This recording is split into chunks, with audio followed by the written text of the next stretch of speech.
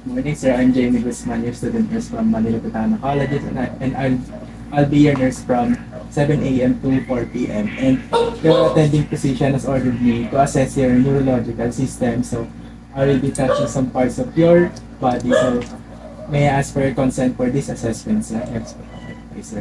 So, okay na po ba sir na I will provide privacy po, sir? Sige. Okay, sir. So start na po tayo ng pagtatanong ng subjective data po natin, sir. So, may headache po ba or numbness or tingling po? Wala. Nagka-seizure po ba? Hindi. Dizziness, lightheadedness or any problems po sa balance and coordination po? Wala naman po. May pagbabago po ba sa smell pati sa taste? Wala naman. Ringing in ears po, may narinig po ba? Wala. May pagbabago po ba sa paningin? Wala. Do you have difficulty understanding when people talk to you or nahirapan ka po ba magsalita? Hindi. Nahirapan po ba kayo lumunok? Hindi. Kumakain? Loss of bowel or urina or bladder control? Hindi. Nagka-memory loss po ba? Hindi rin. Wala. May tremor? Any tremors po? Wala naman. And sa past history niyo po, nagka-head injury po ba? Wala naman. Wala. Meningitis po? Wala rin po. Wala. Encephalitis po? Wala rin po. Any spinal cord injury? Wala rin. Stroke po? Wala. Wala. Any treatment na nangyari po sa inyo? When it comes to head injury, Kahit ano pa? Yes. wala naman po. Sa family history na to, may high blood pressure po ba sa family na? Wala naman po. Wala. May nagka-stroke po ba? Wala rin. Alzheimer's po? Wala rin po. Epilepsy po? Wala rin.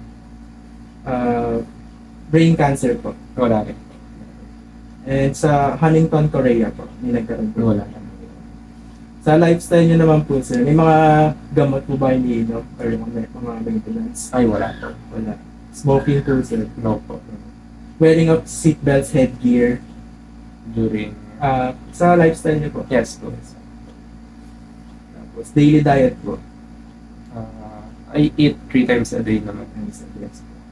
Exposure to lead and pollutants or chemicals po na inhale nyo. Wala naman Wala. po. And then, do you lift heavy objects po or nag-gym po ba? Yes. Yes.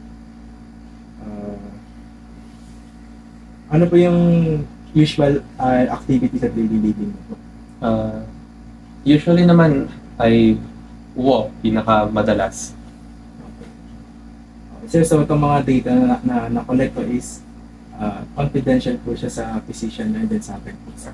So, sir, proceed na po tayo sa assessing the level of consciousness po, sir. So, aware po ba kayo, sir, kung nasaan po kayo na yan? Yes. Maaari niyo po bang sabihin ko anong date na yun? Today is May 16, 2024. And anong oras na kaya, sir? Nung dumating kasi dito mga bandang 5:30, so mga 6 or 6:30. So, naalala niyo pa ba sino yung naghatid sa inyo dito sa ospital? Nag-commute ako. Okay. So, okay.